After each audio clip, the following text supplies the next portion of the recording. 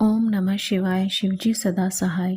ओम नमः शिवाय गुरुजी सदा सहाय। गुरुजी के चरणों में कोटि कोटि नमन। जय गुरुजी, शुक्राना गुरुजी। जय गुरुजी। संगत जी, कैसे हैं आप सभी? तो संगत जी, आज हम पढ़ेंगे गुरुजी कृत देवालय, अर्थात हमारे प्यारे गुरुजी के बड़े मंदिर के बारे में आज हम पढ़ेंगे। तो चलिए देर ना करते हुए शुरू करते हैं। गुरुजी कृत देवालय। दूर राजधानी के कोलाहल से दूर एक स्थान है जहां पर लोगों की आत्माएं पुनः प्रसारित हो सकती हैं और उनके हृदय वहां के सौंदर्य में डूब जाते हैं। यहाँ पर वायु स्वच्छ है, धूप भारी है और आंखें चमकते हुए श्वेत संगमरमर भवन के ऊपर काली चट्टान से बने हुए विशाल लिंग से साक्षात्कार करती हैं। लिंग संदेश देता है कि यह स्थान शिव का आसन है। गगन की ओर उभरता हुआ लिंग शिव धर्म, साधु भाव और एक नई धार्मिक चेतना की घोषणा करता है। प्रवेश करते ही ज्ञान एवं प्रतिभा के धनी गणेश की लघु मूर्ति आगंतुक का स्वागत करती है। उसके थोड़ा आगे बाहर उद्यान में एक अति सुंदर युवा शिव की प्रतिमा स्थापित है। कर्पूर गौरम करुणावतारम संसार सारम भुजगेंद्र हारम सदा वसंतम हृदयारविंदे भवम भवामी सहितम नमामि। उनके विशाल करुणा से पूरित सुंदर नयन खुले हुए हैं, मुख अर्ध मुस्कान से आनंदित है और एक हस्त आशीष देने के लिए उठा हुआ है। वह एक अति विशाल कमल पुष्प पर विराजमान है और उनके सिर के ऊपर शेषनाग की छत्र छाया है। अंदर मंदिर में पीतल निर्मित महेश्वर इसी मुद्रा में विराजमान है। उल्लेखनीय है कि महायोगी शिव तपस्या नहीं कर रहे हैं। ऐसा प्रतीत होता है मानो अभी तपस्या समाप्त कर एक पैर नीचे कर अपने भक्तों की समस्याओं का समाधान करने के लिए तत्पर हैं। मुख्य कक्ष में ओम नमः शिवाय सामने दीवार पर अलंकृत है। यह शिव और गुरुजी दोनों एक ही हैं का अपने भक्तों पर आशीर्वाद का अविनाशी वचन है, जिन्हें उन पर श्रद्धा और विश्वास है। असंभव लिंग निर्माण। यह गूढ़ तथ्य है कि यह स्थान वास्तव में त्रिकालदर्शी शंकर महादेव का ही है। निर्माण काल के समय हुई विलक्षण घटनाओं से, निर्माण से संबंधित और जो वहां पर सदा जाते रहते हैं, उन महानुभावों के अनुभवों से स्पष्ट हो जाता है। मंदिर निर्माण के समय कार्य में अनेक बाधाएं आईं और प्रत्येक अवसर पर चमत्कारिक रूप से वह दूर भी हो गई। यह गुरुजी के निजी हस्तक्षेप के कारण ही संभव हुआ। निर्माण प्रारंभ होने से पूर्व इस भूमि खंड पर अनेक झाड़ियां, वृक्ष और विशाल शिलाखंड और पत्थर थे, जिन्हें साफ करना और हटाना आवश्यक था। परंतु हर झाड़ी और पत्थर के नीचे सर्प था। एक को हटाने पर एक और प्रकट हो जाते थे। यह देखकर वहां पर कार्य करने वाले कर्मी भाग गए।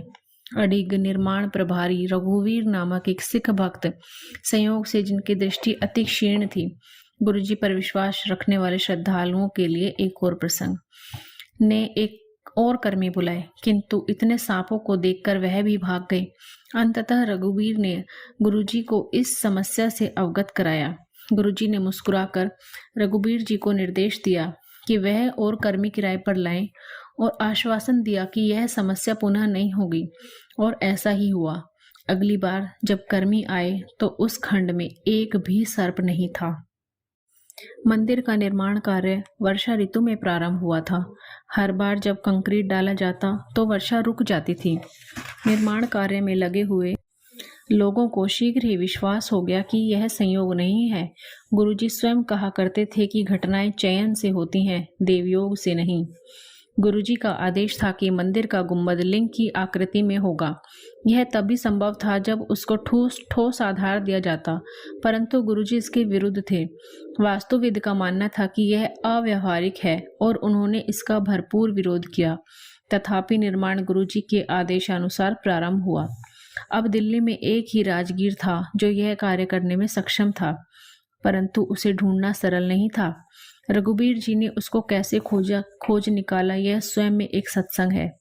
निर्माण करते हुए लिंग का निचला भाग बिना समस्या के बन गया, किंतु ऊपरी भाग में दरारें आ गईं।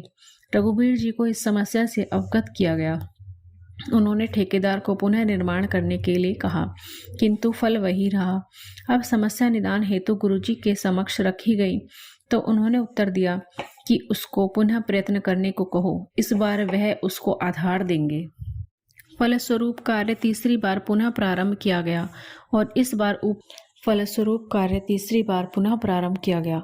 और इस बार ऊपरी वृत्ताकार भाग बिना किसी कठिनाई के, बिना किसी दरार या रुकावट के पूर्ण हो गया। गुरुजी द्वारा दिए गए आधार से दोष समाप्त हो पाया, उसे आवश्यक शक्ति प्राप्त हुई और लिंग निर्माण संभव हुआ। यह वास्तव में अचरज की बात है कि गुरुजी की अलौकिक शक्ति किस प्रकार से इस संरचना को संभाले हुए है। निर्माण के समय शिवलिंग में हल्के भार और हल्के रंग की टाइलें दी गई थी। बाद में इनको काली ग्रेनाइट से अंतरित कर दिया गया। तत्पश्चात लिंग के मध्य एक भारी भरकम फानूस यानी शैंडलियर भी टांग दिया गया। इस प्रकार न केवल एक असंभव रचना हुई, उस पर वजन भी डाल दिया गया। यह गुरुजी की कृपा ही है जिसके कारण लिंग अपने स्थान पर इस विश्व के भौतिक नियमों के प्रतिकूल आज भी स्थिर है। चमत्कृत भूमि। मंदिर और उसके परिवेश के निर्माण के समय पूर्ण रूप से प्रत्यक्ष हो गया था कि इस स्थान पर त्र्यंबकम की कृपा है। अनौपचारिक दर्शक भी यहाँ के फूल, पौधे और वृक्षों के विशिष्ट उपज देखकर अचंभे में पड़े बिना नहीं रहते। एक महिला ने अपने कृषि भवन के लिए खरीदे हुए फूल से कुछ बीज यहाँ पर उगने के लिए डाले, तो वह यह देखकर आश्चर्यचकित रह गई कि उसका आकार अपने यहाँ उगाए हुए फूलों से दुगना था। एक बार गुरुजी से मंदिर की दूब पुनः बिछाने की आज्ञा ली गई। उन्होंने सहर्ष यह प्रस्ताव स्वीकार कर लिया, किंतु अधिक समय शेष नहीं था। मंदिर में एक आयोजन का समय बहुत निकट था। देवालय के माली ने तो अपना कार्य पूर्ण कर दिया था, पर दूब बिछाने के बाद यह स्पष्ट हो गया कि यह निर्णय दो कारणों से अनुचित था। प्रथम, दूब को पूरी तरह से उगने के लिए अधिक समय की आवश्यकता थी, और दूसरा यह कि जिस प्रजाति की दूब डाली गई थी वह पहली कटाई से पूर्व पैर में चुभती है और उसके पश्चात ही मलमल की तरह नरम होती है। समय के अभाव में ये दोनों असंभव प्रतीत हो रहे थे, किंतु कुछ ही दिनों में दूब की आश्चर्यचकित करने वाली वृद्धि को देखकर सब विस्मित रह गए। दूब की पहली कटाई आयोजन से काफी पूर्व कर दी गई और उपज इतनी अधिक थी कि आयोजन से पूर्व एक और कटाई की आवश्यकता पड़ गई। आयोजन के समय प्रांगण में दूब की उत्कृष्टता देखकर आगंतुक प्रशंसा किए बिना नहीं रहे। इस प्रसंग को सुन और देखकर दूब के विशेषज्ञ भी विश्वास नहीं कर पा रहे थे। सर्वव्यापी गुरुजी। देवालय में यदा कदा कुछ आश्चर्यजनक घटनाएं होती रहती हैं जो दैविक अलौकिक शक्ति की ओर संकेत देती हैं। मंदिर में दर्शकों ने अक्सर प्रांगण में शिव की प्रतिमा के भाव बदलते देखे हैं, और वर्ष 2006 में होली के अवसर पर मुख्य सभागृह में पीतल की शिव प्रतिमा पर एक स्थान पर रंग लगा देखा गया। यह सुनिश्चित है कि सर्वव्यापी गुरुजी की दृष्टि सदा मंदिर पर रहती है। एक अध्यापिका का वृतांत वर्णनीय है। गुरु पूर्णिमा के अवसर पर वह प्रातःकाल 6:15 बजे अपने विद्यालय जाने से पूर्व मंदिर गई। उस पवित्र दिन केवल माली ने उनको वहां पर अपने गुरु का अभिवादन करते हुए देखा, किंतु यह अर्ध सत्य है, किसी और ने भी उनको वहां पर देखा था। जब वह गुरुजी के दर्शन हेतु अगली बार एम्पायर स्टेट आई तो गुरुजी ने उनको बुलाया और बोले कि वह गुरु पूर्णिमा के दिन सुबह 6:15 बजे मंदिर गई थी। वह अपने ध्यान में उनको देख रहे थे। श्रद्धा का पुनर्जागरण। स्पष्ट है कि यह बड़ा मंदिर गुरु कृपा से स्थापत्य कला का अत्यंत उत्कृष्ट उदाहरण है, जो भक्त को सौम्य और स्नेह भाव से अपनी ओर खींच लेता है। यह उनके अध्यात्म का पवित्र इतिहास है, शिव और नानक का प्रिय स्थान। यहाँ पर ओंकार और ओम एक हैं और सदा एक दूसरे का प्रतिबिंब बने रहेंगे। यह मंदिर सृष्टि के रचयिता के प्रतीक बनकर मनुष्य की आत्मा का सदा स्वागत करेगा। यहाँ पर समस्त आगंतुकों पर उनके आशीष की वृष्टि होती है और निरंतर होती रहेगी। दिव्य आभा यहाँ पर और अधिक तीव्रता से सदा प्रज्वलित रहकर अपना प्रकाश इस संसार में फैलाती रहेगी। आने वाले युगों में मानव जाति इस पवित्र पावन स्थल को धर्म के जन्म स्थान से पहचानेगी। हमारे जीवन काल में बड़े मंदिर को सर्वोच्च सम्मान प्राप्त होगा और नवीन धार्मिक चेतना का उदय होगा। यहाँ पर आशीष पाने वाले समस्त भाग्यवान पुरुषों, महिलाओं और बच्चों के द्वारा पूर्ण विश्व में सद्भावना और शांति के युग का शुभारंभ होगा। उल्लेखनीय है कि शिवलिंग का पुनरुत्थान हुआ है। उसका आरोहण आने वाली मुक्ति की उद्घोषणा कर रहा है। नियति के क्रूर हाथों द्वारा पीड़ित रोग और अज्ञान से मुक्त होंगे।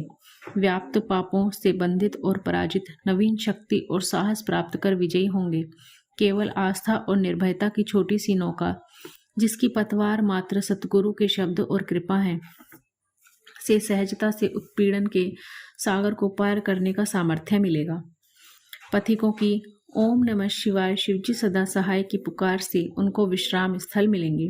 संकट और अत्यंत कठोर यातना काल में देव स्थान में अंकित यह शब्द गुरुजी के परिश्रम से उनके हृदयों और मन पर चिन्हित उनकी हुंकार, मित्र, रक्षक, प्रेम और एकमात्र दिशा दर्शक होंगे। अधर्म अपनी चरम सीमा पर पराजित होगा और भक्त सुरक्षित रहेंगे। भौतिक और मानसिक पीड़ाओं से ग्रस्त, अपने आप से ही संग्राम करती इस संस्कृति के योद्धाओं को यह शिवालय निर्वाण प्रदान करेगा। इस देवालय से प्रतिपादित होती गुरुजी की करुणा सबका निदान करेगी। कालांतर में यह मंदिर उनका प्रभुत्व प्रमाणित करेगा। वायुमंडल उनके शब्द सर्वत्र फैलाएंगे और उनकी इच्छा पूर्ति होगी। इस पृथ्वी पर यह देवालय सदा शिव की कृपा का चिन्ह रहेगा। सब आए इस पवित्र स्थान पर शिव की कृपा से, मन में अंकित हों सबकी अभिलाषाएं पूर्ण। सतगुरु रखें हमें सदा अपनी ही शरण में। जय गुरु जी, शुक्राना गुरु जी। संगत जी, चलिए इसे आगे बढ़ाते हुए पढ़ते हैं सत्संग के बारे में। जैसा कि आपको पता ही है कि हमारे लिए सत्संग कितना महत्वपूर्ण है, तो उसी की महत्ता को बताते हुए पढ़ते हैं आगे। सत्संग सत्य का समावेश। सत्संगी सदा अपने हृदय से सत्य बोलता है। सत्संग शब्दों में परिवर्तित वह रोमांचक यथार्थता है जो श्रोताओं और पाठकों दोनों की चेतनापूर्ण रूप से जागृत करने की असीमित क्षमता रखता है। सत्संग भक्ति का वह अंग है जो इस देश में आदिकाल से धार्मिक परंपराओं का सबसे आदरणीय और अभिन्न अंग बना रहा है। सत्संग में वक्ता अपना प्रवचन सब श्रोताओं के सम्मुख रखता है, या जैसे यहाँ के प्रसंग में अपने अनुभव लिखता है। प्राकृतिक संवेदना और ध्यान से पढ़े अथवा सुने हुए सत्संग में सब में विश्वास की उत्पत्ति होती है।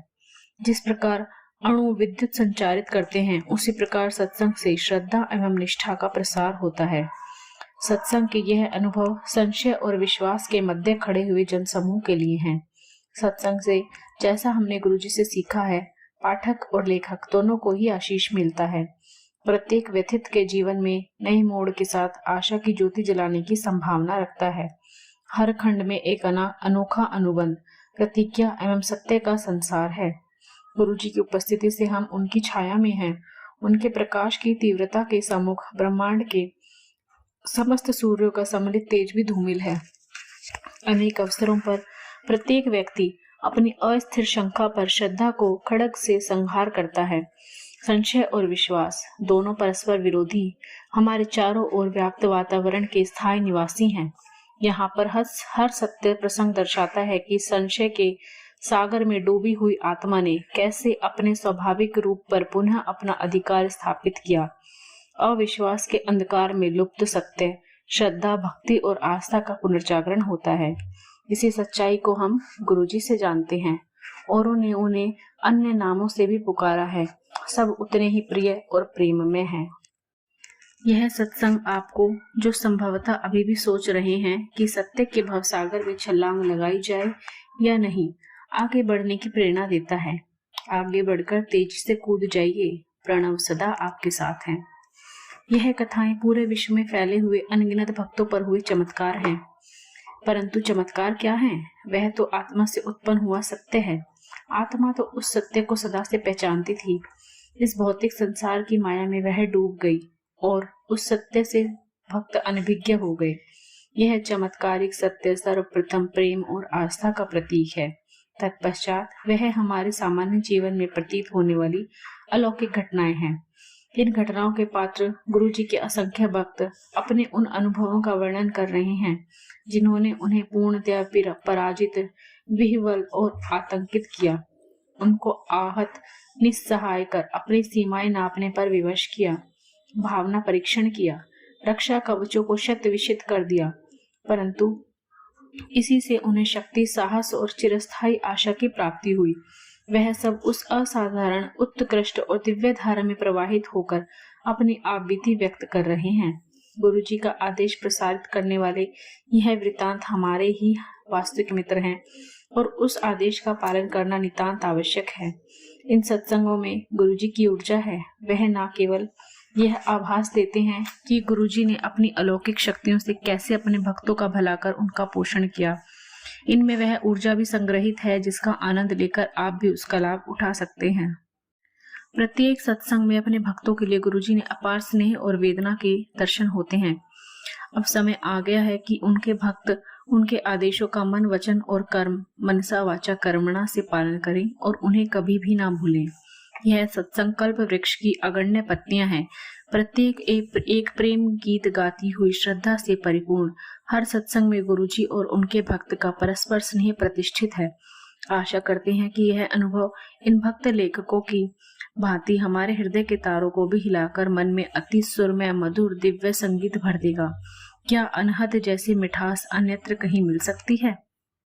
जय गुरु जी, अनंतम अनंतम शुक्राना मेरे मालिक। तो जय गुरु जी संगत जी, आज का अध्याय यहाँ समाप्त होता है। कल से हम दिव्य आभा के सत्संग शुरू करेंगे। जय गुरु जी, बने रहिएगा हमारे साथ।